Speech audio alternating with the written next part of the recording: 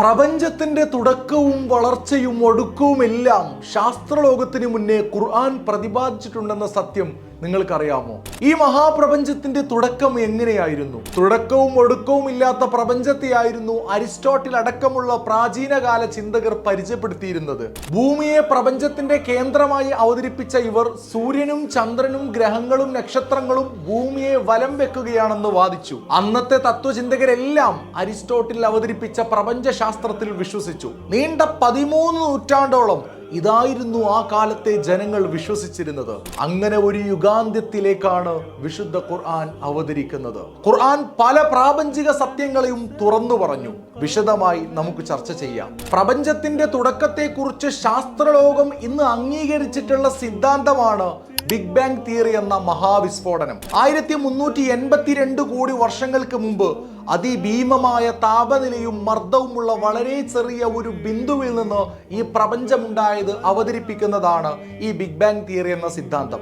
എന്തായിരുന്നു ബിഗ് ബാങ്ങിന് മുന്നേ ഉണ്ടായിരുന്നത്? ഒന്നുമില്ലെന്ന് പറഞ്ഞാൽ നമ്മുടെ ചിന്തകൾക്ക് അംഗീകരിക്കാൻ സാധിക്കാത്ത തരത്തിലുള്ള ആബ്സല്യൂട്ട്ലി നത്തിങ്നെസ്. സമയമില്ല, വായുവില്ല, ശൂന്യത എന്ന് പറയാൻ പോലും പറ്റില്ല.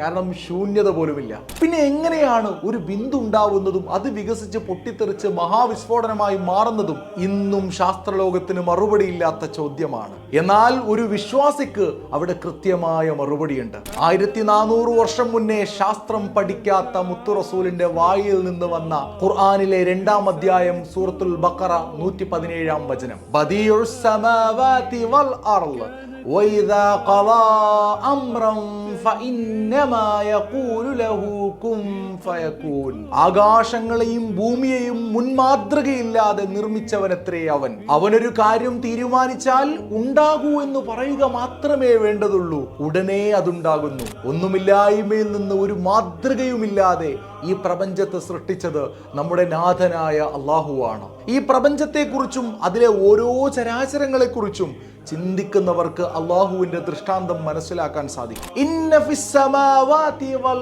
അർളി ലആയാതിൽ ലിൽ മുഅ്മിനീൻ. തീർച്ചയായും ആകാശങ്ങളിലും ഭൂമിയിലും വിശ്വാസികൾക്ക് പല ദൃഷ്ടാന്തങ്ങളുമുണ്ട്. പ്രപഞ്ചവും അള്ളാഹു ഒരുക്കിയ അത്ഭുതങ്ങളും നമുക്ക് വരും എപ്പിസോഡുകളിലായി ചർച്ച ചെയ്യാം ഇൻഷാ അല്ലാഹ്. അസ്സലാമു അലൈക്കും വറഹ്മത്തുള്ളാഹി.